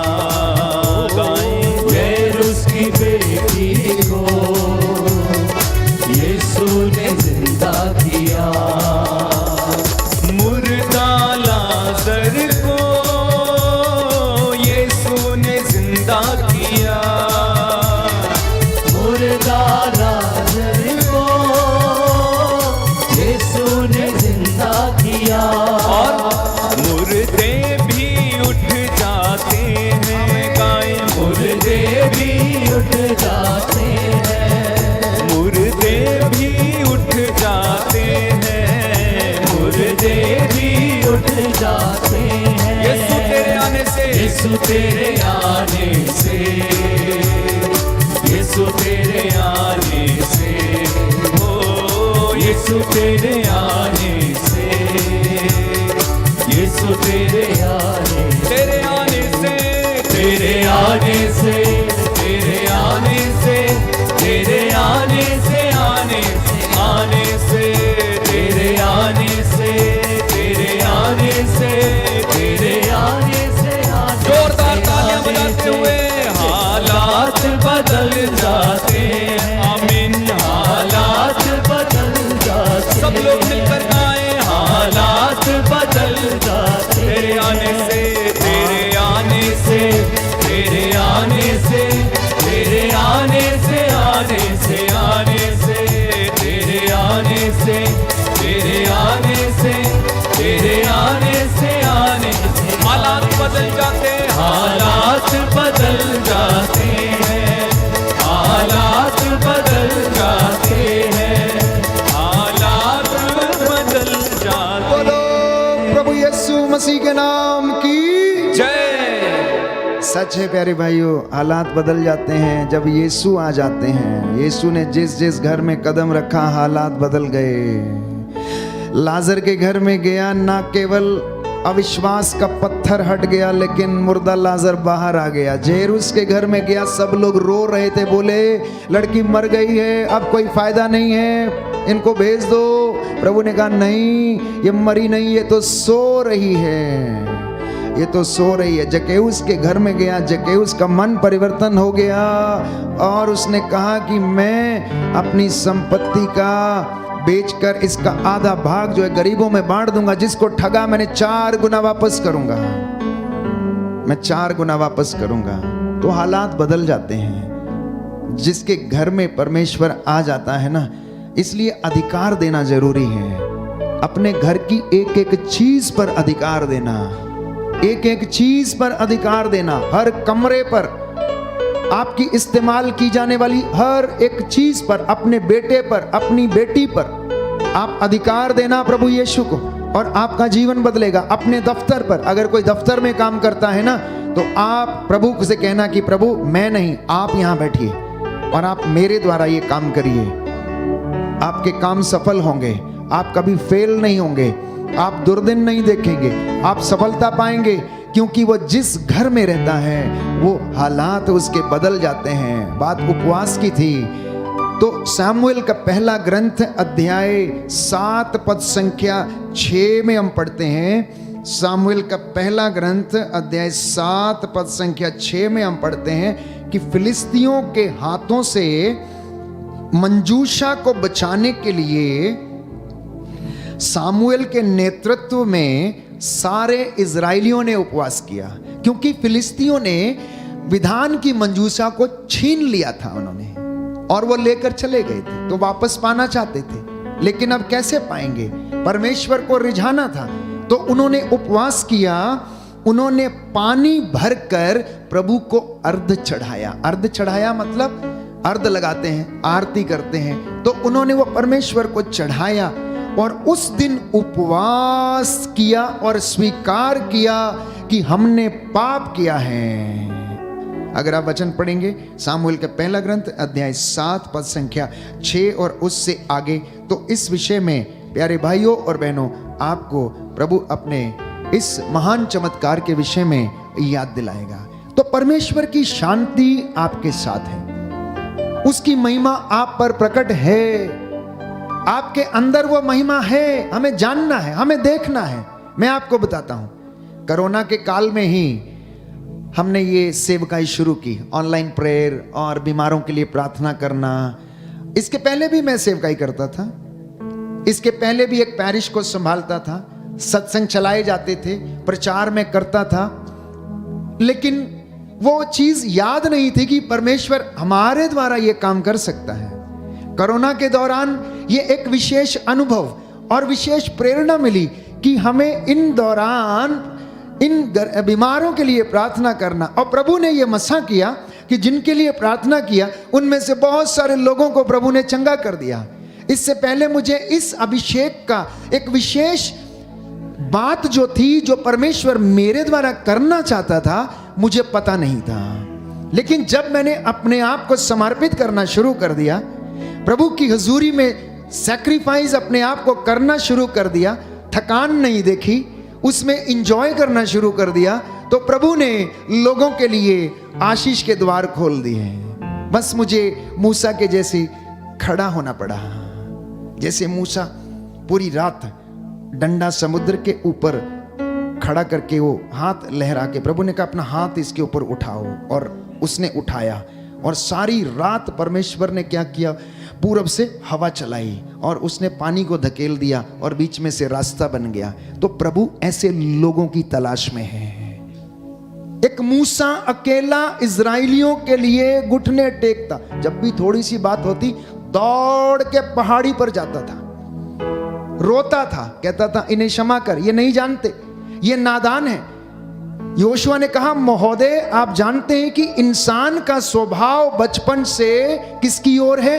पाप की ओर है। मूसा ने कहा या तो इन्हें क्षमा कर दे, नहीं तो मेरा नाम अपनी किताब से निकाल दे, मैं तेरे साथ नहीं रहता। या तो तू ये वादा पूरा कर। तो मेरी आप लोगों के विषय में यही प्रार्थना रहती है, दमोला पल्ली के विषय में यही प्रार्थना रहती है कि हे प्रभु अगर ये प्रायश्चित नहीं कर पाते तो मैं प्रायश्चित करता हूं, मैं ये प्रायश्चित का बलिदान इस वेदी पर तुझे चढ़ाता हूं। सुलेमान ने ज्ञान का वरदान प्रभु की महिमा पाने के लिए गाद नामक पहाड़ी पर 1000 बलिदान चढ़ाए, और आप सोचते हैं कि एक दिन में प्रभु प्रसन्न हो जाएगा? 1000 sacrifices were offered by Solomon on the mountain where the altar of the Lord was there and it was famous for the sacrifices। मतलब उस पहाड़ी पर जो गाद नामक जगह में थी, वहां की वेदी बलिदानों के लिए प्रसिद्ध थी। तो सुलेमान वहां पर गया, उसने 1000 बलिदान चढ़ाए और परमेश्वर तब उससे प्रसन्न हुआ। 1000 बलिदान आप डिवाइड कर लीजिए, कितने साल लगे होंगे उसको, कंटिन्यूस कितने साल लगे होंगे उसको। प्यारे भाइयों और बहनों, हमारे जीवन में भी यही बात है।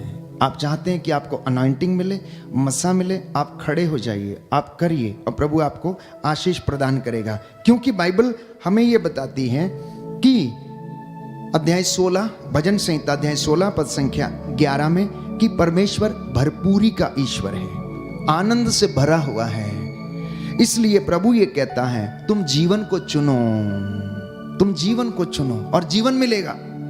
जीवन को चुनो तो जीवन मिलेगा, आशीष को चुनो तो आशीष मिलेगी, भलाई को चुनो तो भलाई मिलेगी, सेवा को चुनो तो सेवा तुम्हारी मिलेगी।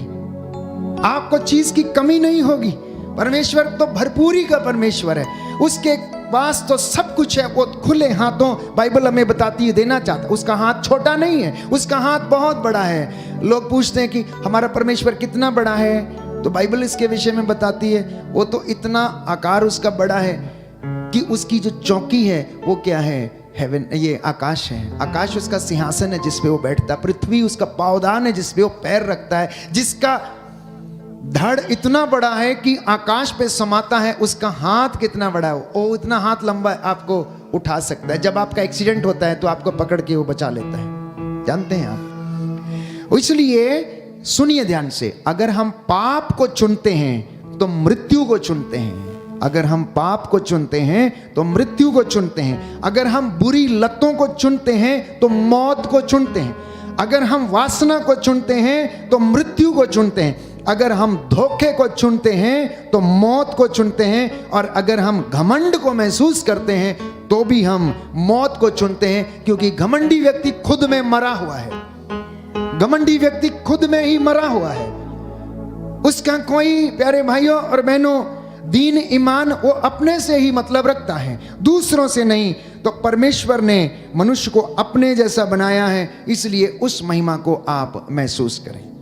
मैं आमंत्रित करता हूं बहन निर्मला को, अपने जीवन की छोटी सी गवाही आप दें और प्रभु के लोगों के सामने आप बताएं कि परमेश्वर ने आपके जीवन में किस तरह से चमत्कार किए।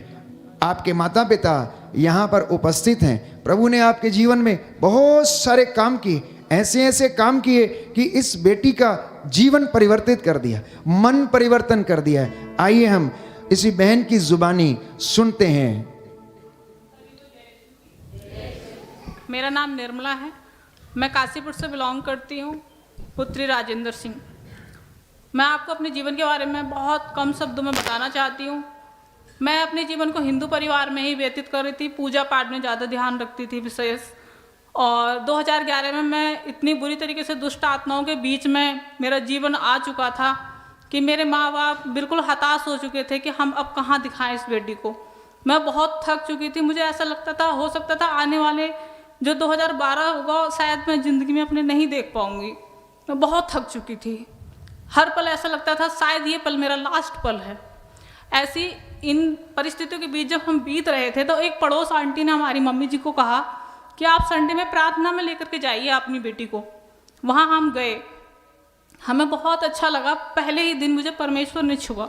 मैं परमेश्वर का धन्यवाद करना चाहती हूँ अपने तहे दिल से। उसने मेरे परिवार को संभाला, मेरे धन पर आशीष दी, क्योंकि हम बिल्कुल लूट चुके थे। हम जहाँ भी जाते थे, मंदिर मस्जिद हर जगह पैसा, 8,000 9,000, कुछ नहीं पता होता था पापा जी कैसे कर रहे क्या कर रहे। हर तरफ से हम बर्बादी के मंजर पर खड़े थे। लेकिन परमेश्वर का धन्यवाद करती हूँ कि वो मेरे जीवन में आया, उसने मेरे घर को बदल दिया और मैं आज आपके सामने खड़ी हूँ। 2014 में मेरी शादी हुई। शादी भी हिंदू परिवार से हुई थी। मैंने सोचा था परमेश्वर में आ जाएंगे मेरे हस्बैंड, लेकिन नहीं आए। उस बीच ऐसे ही संबंध चलते रहे उल्टे सीधे, जैसे भी उतार चढ़ाव के साथ। आज मैं अलग हूँ फिलहाल, और इस बीच मैं अपनी तैयारी कर रही हूँ और मैं विश्वास करती हूँ कि आने वाले 1 साल के अंदर मैं गवर्नमेंट जॉब के साथ आपके सामने परमेश्वर मुझे खड़ा करने के लिए जा रहा है। प्रभु का धन्यवाद। प्रभु यीशु। आमेन। ताली बजाएंगे इस बहन के लिए और परमेश्वर की अनुग्रह के लिए जो उसने हमें प्रदान किया है। तो हम परमेश्वर को ये कैसे बताएं कि हे प्रभु मेरे जीवन के लिए आप ये काम कर सकते हैं, और इनको करने के लिए मैंने कुछ उपाय आपको बताए हैं। और आप ये पूछेंगे कि हमें ऐसा क्यों करना चाहिए, क्यों हमारा परमेश्वर किस तरह से अलग है। इब्राहिम, इसहाक और याकूब का परमेश्वर किस तरह से एक विशेष अधिकार उसके पास है, जो सच्चा है, जो पवित्र है, जिसके विषय में लोग नहीं जानते हैं, उसके विषय में बाइबल क्या बताती है मैं आपसे बताना चाहता हूं। जिस परमेश्वर की आप आराधना करते हैं, जिसकी आप इबादत करते हैं, जिसका वचन आप सुनते हैं, सुनिए कि बाइबल इसके विषय में क्या कहती है। लिखा है Psalm number 90 verse 1 to 2, 1 Timothy 1:17 and Isaiah 45 and 5, ये तीनों रेफरेंस में लिखा है कि वो आदि, अनंत, अदृश्य और एकमात्र ईश्वर है। क्या है? आदि, अनंत और एकमात्र ईश्वर है। इसलिए वो आपको चंगा करता है, इसलिए आपको उसकी आज्ञा का पालन करना चाहिए। यशायाह नबी का ग्रंथ अध्याय 45, प्रभु ये कहता है पद संख्या 5 में कि मैं ही हूं, कोई दूसरा नहीं, मेरे सिवा कोई दूसरा नहीं है। योहन के सुसमाचार में हम पढ़ते हैं अध्याय 4 पद संख्या 24 में कि वो आत्मा है। योशुआ के ग्रंथ अध्याय 3 पद संख्या 10 में हम पढ़ते हैं कि वह जिंदा है, वह जीवितों का परमेश्वर है और जीवंत परमेश्वर तुम्हारे बीच में है, क्योंकि मरा हुआ व्यक्ति चमत्कार नहीं कर सकता। Only a live person can perform miracle. इसीलिए आपके जीवन में चमत्कार होते हैं। उसने अपने शब्द के द्वारा, बाइबल हमें बताती है कि विश्व का निर्माण किया, अदृश्य से दृश्य की उत्पत्ति की। इब्रानियों का पत्र अध्याय 11 पद संख्या 13, वो सत्य है और सत्य उसका नाम है। निर्गमन ग्रंथ अध्याय 3 पद संख्या 14, वो सब जगह विद्यमान है। साम नंबर 139 वर्स 7 and 12, सुक्ति ग्रंथ अध्याय 15 पद संख्या 3, वो सब जगह उपस्थित है और उसकी आंखें सब कुछ देखती हैं। Be aware of that.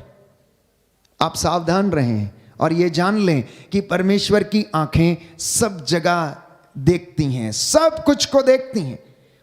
लिखा है इब्रानियों का पत्र अध्याय 1 पद संख्या 3 में कि वो सर्वव्यापी है, सर्वशक्तिमान है और यीशु पिता का प्रतिबिंब है। लिखा है कि वो आदि से पहले विद्यमान था।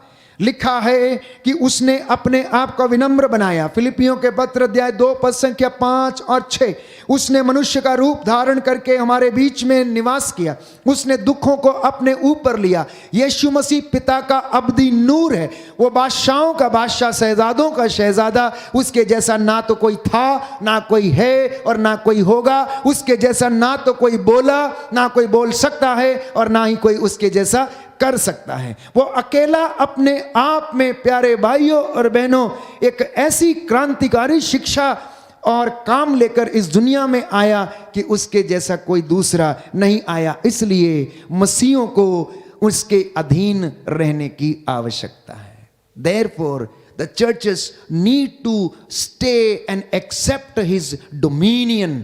परमेश्वर का अधिकार कलीसिया को ग्रहण करने की आवश्यकता है। मसीहों में सबसे बड़ी समस्या है कि उनमें वचन का ज्ञान नहीं है, उनमें वचन का ज्ञान नहीं है। आज आप डिग्रियां हासिल करते हैं, कोई मैकेनिकल इंजीनियर बनता है, कोई सॉफ्टवेयर इंजीनियर बनता है, तो आपको अपने पद से संबंधित पढ़ाई का ज्ञान है, लेकिन हमारे अनंत जीवन का जो ज्ञान है वो इसमें है, वो हमें पता नहीं है।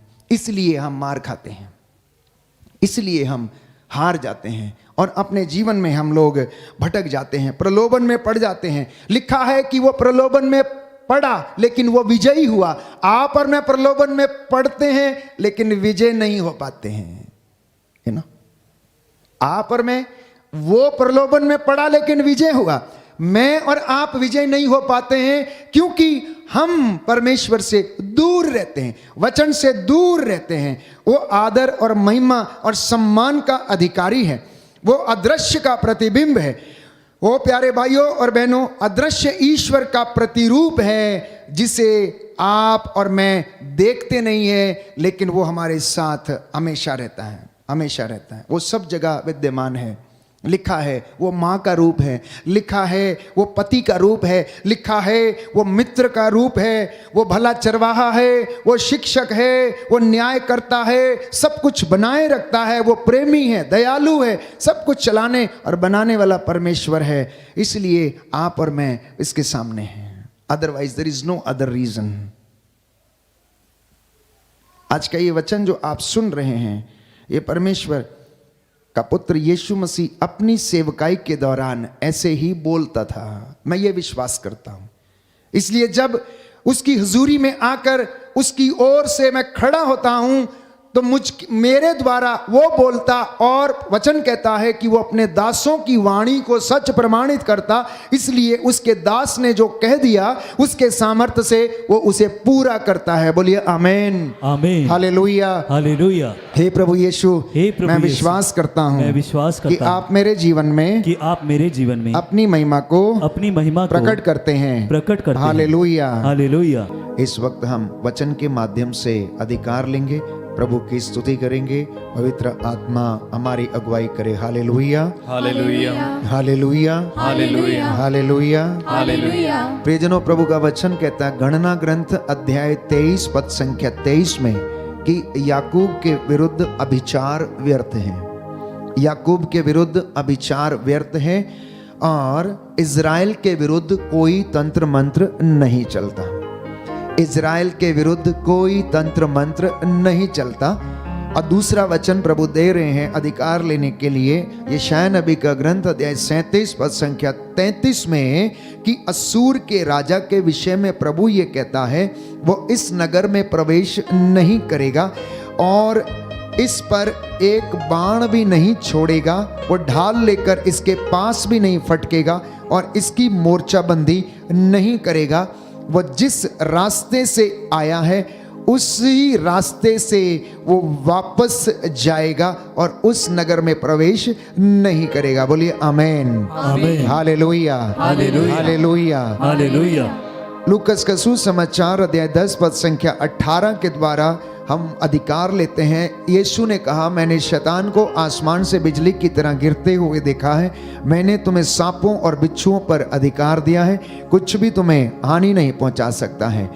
प्रभु यीशु ये कहता है मार्कुस के सुसमाचार अध्याय 16 पद संख्या 18 में कि वे अपने हाथों में सांपों को उठा लेंगे, यदि वे विष पिएंगे तो उन्हें कोई हानि नहीं होगी, वे रोगियों पर हाथ रखेंगे और रोगी चंगे हो जाएंगे। इसलिए हम दोनों दास प्रभु के नाम पर उसके पवित्र वचन से सामर्थ लेते हैं और आपके ऊपर उसी हाथ को रखते हैं। ये हाथ प्रभु का हाथ है जो आप पर रखा जाए और आपको बीमारियों से आज़ाद करे, हर प्रकार के तंत्र मंत्र, जादू टोने, नज़र की दुष्ट आत्मा से, हर प्रकार की निराशा से, हताश जीवन से, निराश जीवन से आज़ाद करे। इस विशेष कृपा के लिए अगुवाई मांगेंगे और प्रभु की महिमा करेंगे।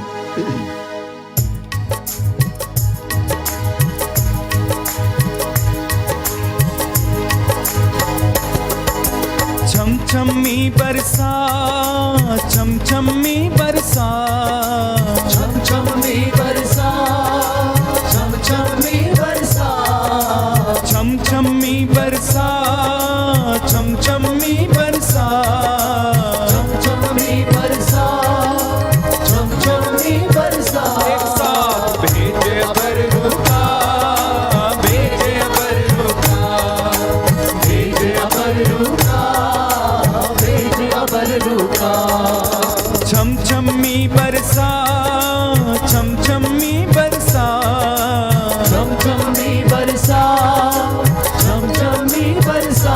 ओ छमछमी बरसा, छमछमी बरसा, छमछमी बरसा, छमछमी बरसा। एक साथ भेजे अबरू का, भेजे अबरू का, भेजे अबरू का, भेजे अबरू का।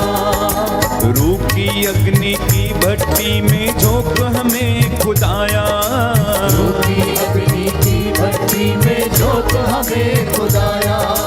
जैसे पिघल के साफ हो चांदी ऐसा करे खुदाया, जैसे पिघल के साफ हो चांदी ऐसा करे खुदाया।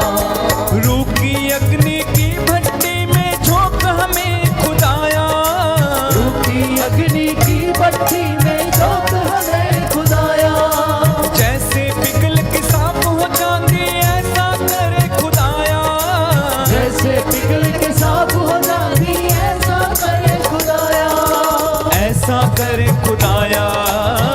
ऐसा करे खुदाया, ऐसा करे खुदाया, ऐसा करे खुदाया।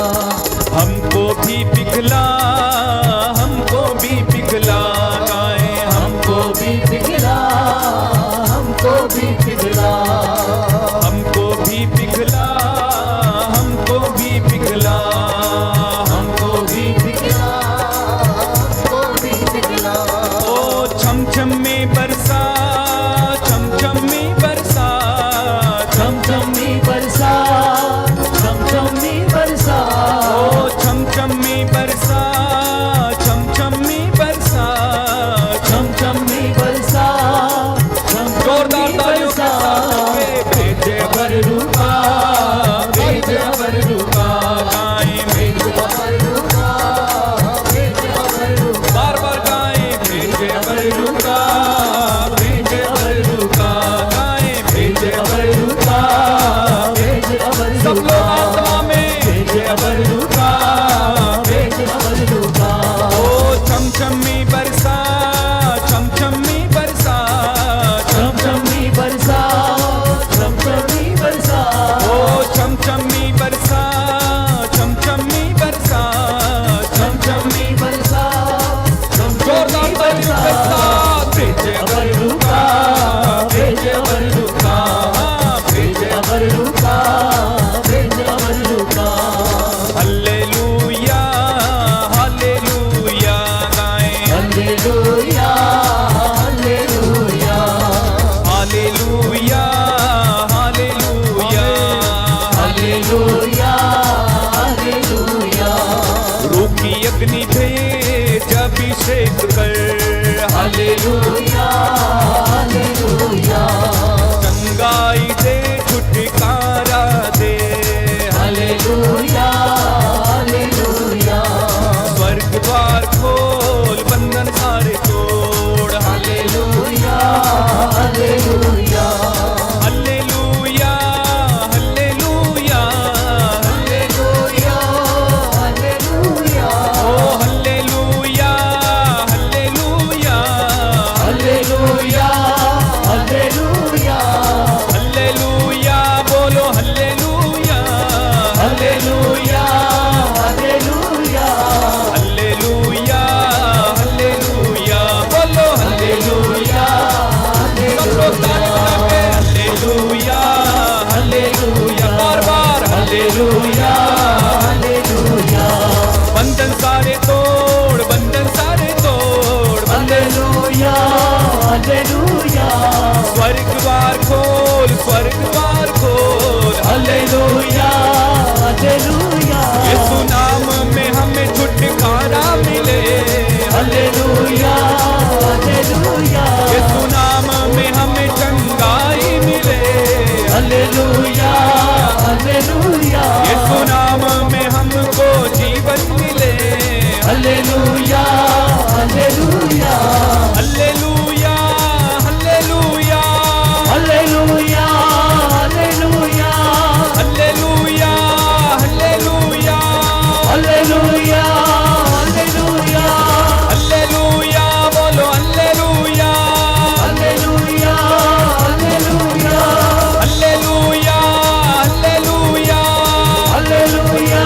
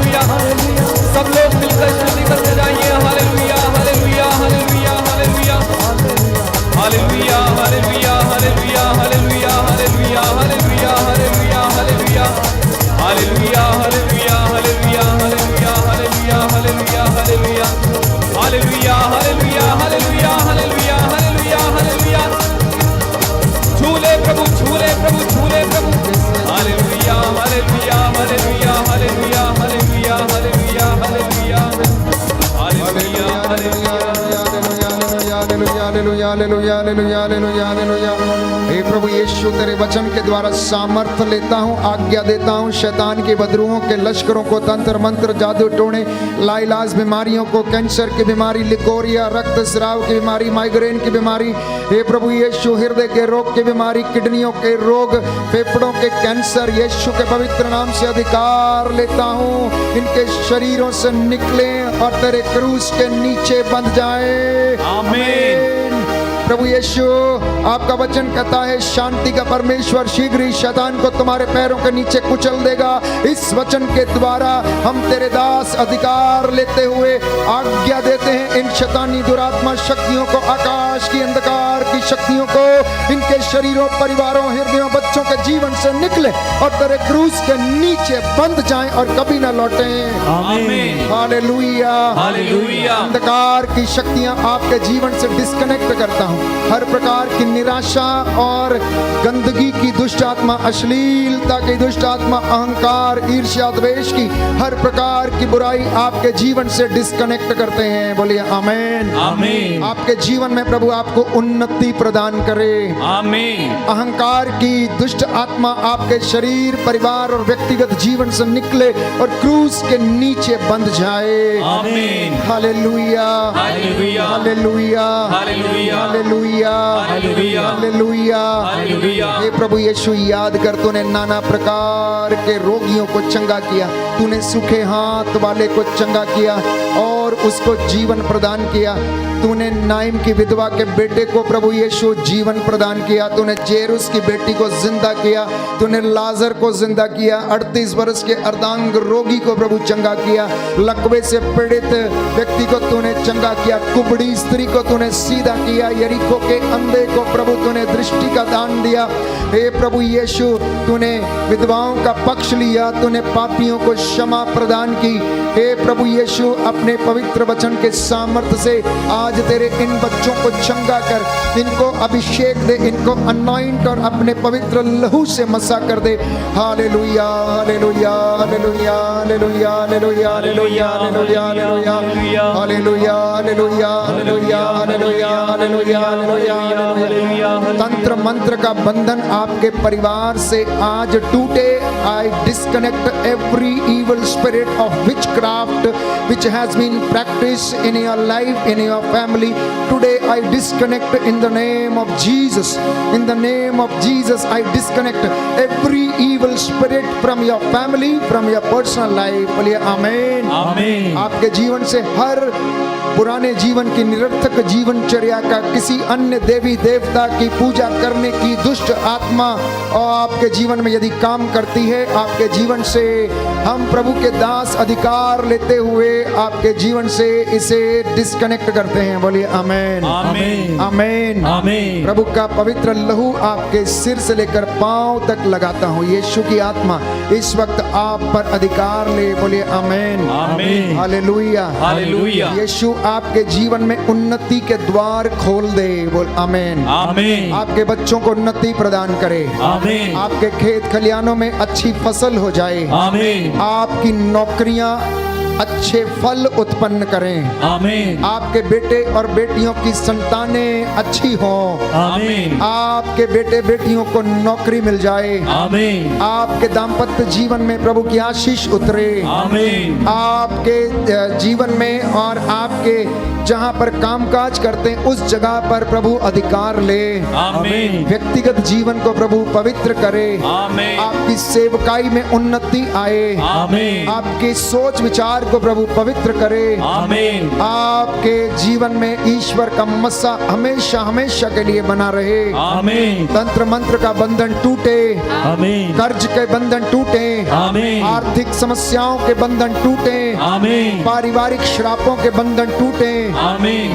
गर्भपात का बंधन टूटे। आमीन। अपराध बोध की दोष भावना का बंधन टूटे। आमीन। अहंकार, ईर्ष्या, द्वेष, अश्लीलता के बंधन टूटे। आमीन। आमीन चोरी, लंपटता, नशा और हर प्रकार की गंदगी के बंधन टूटे। आमीन आपके जीवन से हर प्रकार के गंदे दोस्त प्रभु डिस्कनेक्ट करे। Amen hallelujah, hallelujah, hallelujah, hallelujah, hallelujah, hallelujah, hallelujah, hallelujah. हे सर्वशक्तिमान प्रभु यीशु पिता परमेश्वर, आपके पवित्र लहू के द्वारा स्वर्गदूतों की मध्यस्थता से मैं अधिकार लेता हूँ, माता मरियम की मध्यस्थता से हर वो चीज, हर वो बीमारी, हर वो लाइलाज बीमारी, हर रोग शक्ति आपके पवित्र लहू से, आपके पवित्र वचन के सामर्थ्य से मैं अधिकार लेता हूँ और तेरे इन बच्चों पर तेरे पवित्र लहू का विलेपन करता हूँ।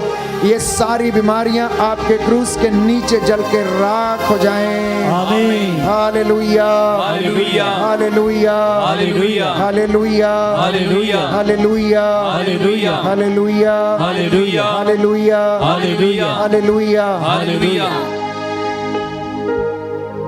अपने दोनों हाथों को सीने से लगाएं, समर्पित हो जाएं प्यारे भाई और बहनों। एक एक बात के लिए प्रायश्चित करते जाएं। आप में से कुछ हैं जो बहुत ज्यादा चिंतित हैं। हो सकता है अपने परिवार को लेकर, बच्चों को लेकर, हो सकता है अपने भविष्य को लेकर चिंतित हैं, परंतु इन सारे कामों को पूरा करने वाला एक ही व्यक्ति है और वो है प्रभु यीशु मसीह, जो आपको और मुझे जीवन देता है। उसने वादा किया कि मैं सदा तुम्हारे साथ हूं। जब मूसा ने उससे कहा कि लोग कैसे ये विश्वास करेंगे यदि तू या तो मेरे साथ चल और या मेरा नाम अपनी पुस्तक से निकाल दे और या इन लोगों को क्षमा कर दे। अपने हाथों को उठाएं, आंखें बंद रखें, यीशु को बुलाइए, यीशु से कहिए यीशु आइए, यीशु आइए, यीशु आइए, यीशु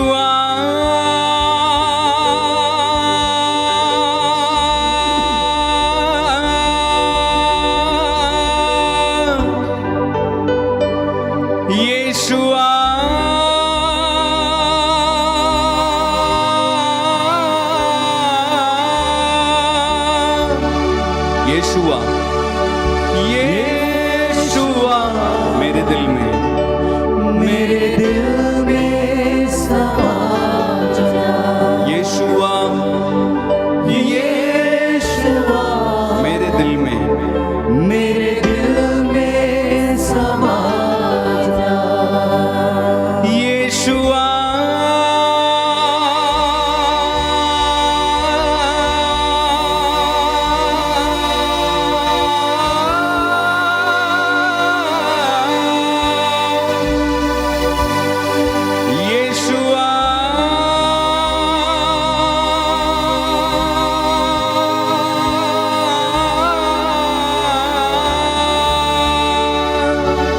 यीशुआ, यीशुआ मेरे दिल में, मेरे दिल में समा जा। यीशुआ, यीशुआ मेरे दिल में, मेरे दिल में समा जा। यीशुआ, यीशुआ मेरे घर में, मेरे घर में समा जा। यीशुआ, यीशुआ मेरे दिल में, मेरे दिल में समा जा। मेरे दिल में समा जा, मेरे दिल में समा जा।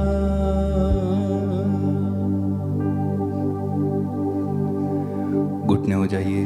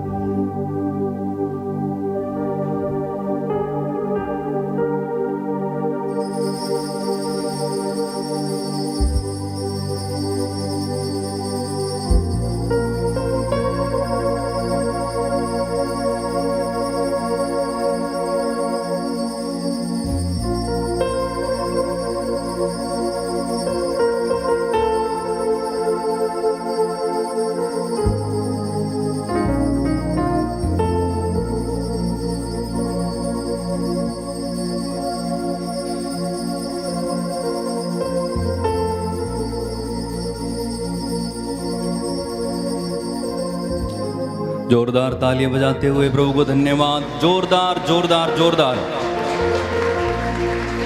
बोलिए हालेलुया। हालेलुया। अब आप खड़े होंगे या बैठेंगे मैं नहीं जानता, लेकिन अंतिम गीत गाएंगे, ठीक है। जिन्ना च यहोवा दा रूज बसदा ओना अगों हर एक दुश्मन ज नसदा। जिन्ना च यहोवा दा रूज बसदा ओना अगों हर एक दुश्मन ज नसदा। जिन्ना दिलां विच वसदा यहोवा जिन्ना अगे अगे चलदा यहोवा। आगे आपका ओ जंग कदी नहीं हार दे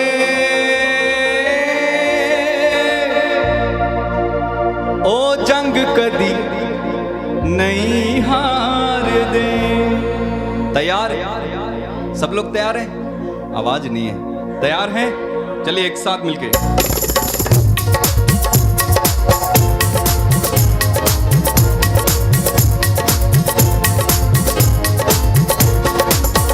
जिन्ना अगे अगे चलगा यहोवा जिन्ना अगे अगे चलगा यहोवा जिन्ना दिलां विच वसदा यहोवा जिन्ना दिलां विच वसदा यहोवा। ओ जंग कदी नहीं हार दे ओ जंग कदी नहीं हार दे ओ जंग कदी नहीं हार दे ओ जंग कदी नहीं हार दे। ऐसे नहीं जैसे सुबह गाया था, जैसे सुबह गाया था बड़े उत्साह के साथ नाचते हुए गाते हुए प्रसन्न मन से। और एक बार मिलके जिन्ना दिलां विच वसदा यहोवा जिन्ना दिलां विच वसदा यहोवा जिन्ना अगे अगे चलदा यहोवा जिन्ना अगे अगे चलदा यहोवा। ओ जंग कदी नहीं हार दे ओ जंग कदी नहीं हार दे। थोड़ा सा उछल के ओ जंग कदी नहीं हार दे ओ जंग कदी नहीं हार दे।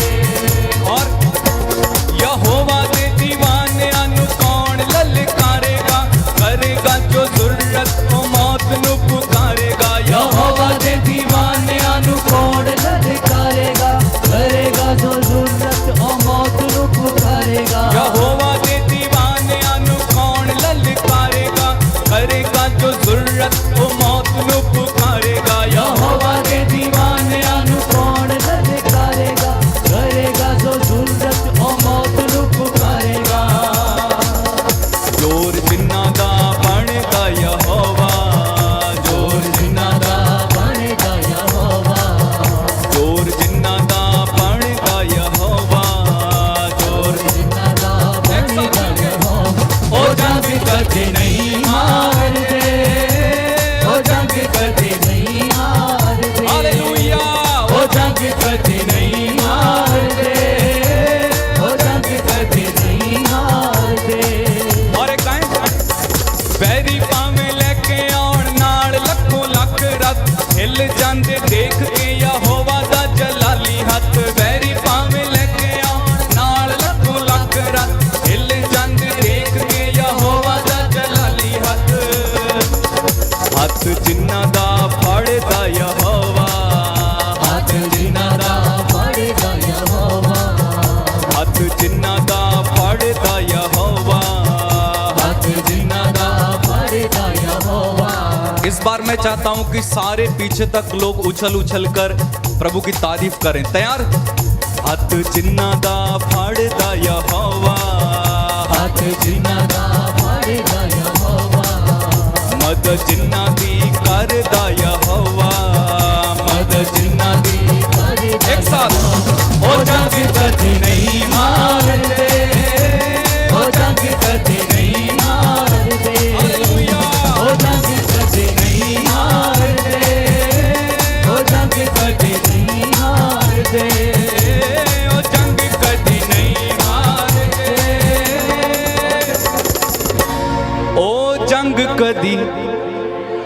नहीं हार